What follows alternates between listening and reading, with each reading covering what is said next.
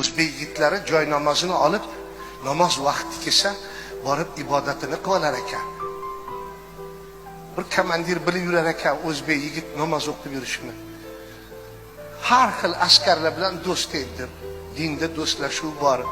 Gruzin, arman, rus, moldovan, ukrain, belaruslar bilan xizmat qiladi. Namoz vaqti kelsa yo'q bo'lib qoladi, borib namozini o'qib kelib turaveradi. Juda odobli o'zbek yigiti. Komandir bilar ekanda bir kuni kalaka qilmoqchi bo'ldi. Qo'liga kalit berib o'zbek yigitni bor, ana mashinani debdi. Minib ana yoqqa borib qo'yasan debdi. O'zbek yigiti mashina haydashni bilmas ekan. O'rtoq komandir, men mashina haydashni bilmayman. Desa sen namoz o'qiysan-ku, Alloh bilan gaplashasan, yo'q bo'lib qolasan.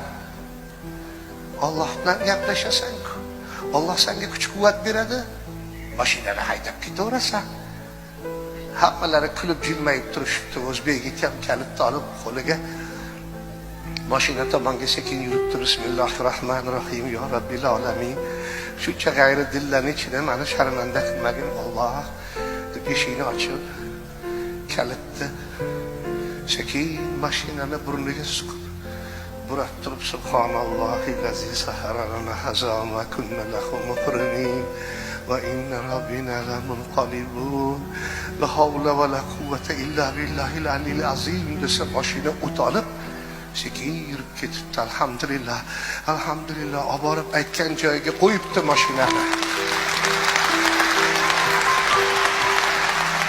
Kalitni sug'urib, xursand bo'lib eshikni yopib, komandirning yoniga kelsa, komandiri yig'layotgan emish.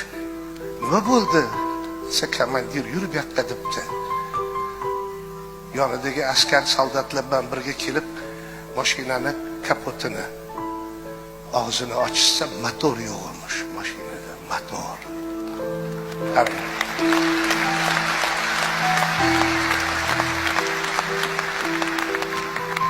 Ana shu ibodatni qilishni o'rgatgan kim?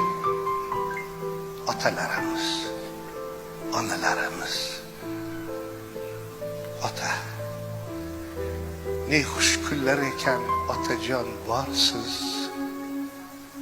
Qancha o'g'il qizlar otaga zorsiz. Otani borligi yurakka darmon.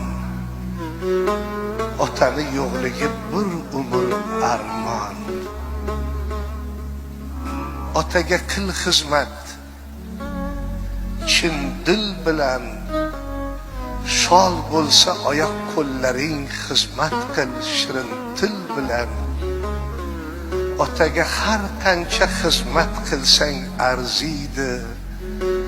Ota rozi, Xudo rozi bo'lsa qaniydi.